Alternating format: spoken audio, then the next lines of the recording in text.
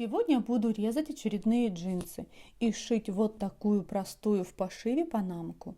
Шьется легко, а продаются такие панамки почему-то дорого. Экономим и шьем сами. Измеряем окружность головы и открываем готовую выкройку по ссылке в описании.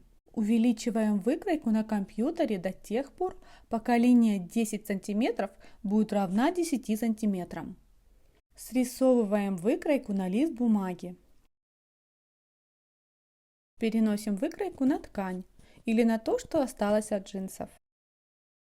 Итого у нас получается одна круглая деталь, 2 детали боковин и 8 деталей полей. Соединяем и сшиваем детали.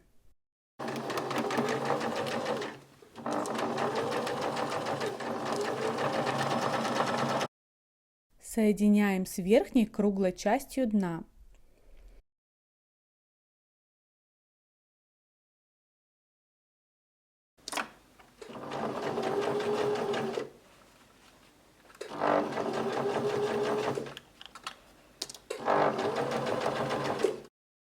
Расправляем шов, направляя его вниз, и закрепляем булавками. Прокладываем строчку близко к шву. Сшиваем детали. Проклеиваем детали полей толстым флизелином.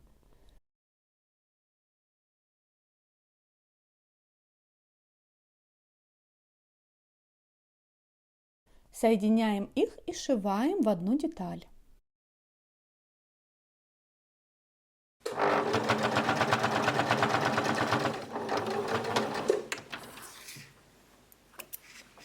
Соединяем вместе две части полей, внутреннюю и наружную.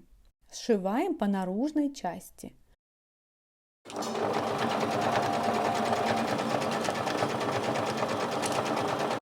Выворачиваем поля и прокладываем несколько строчек по полям с отступом в лапку.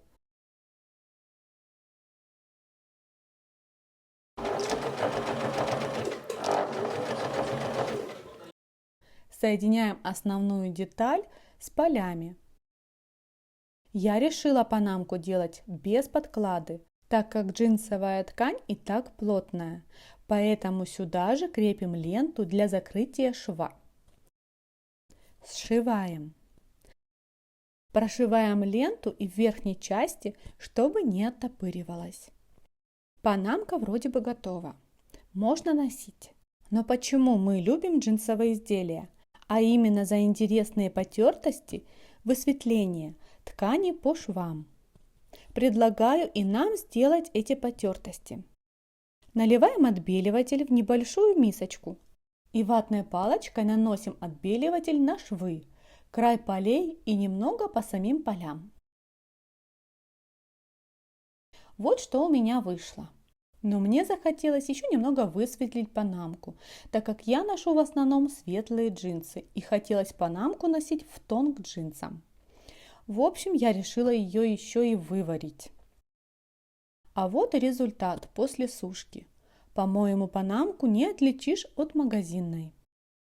И высветление по швам, и цвет, как я хотела.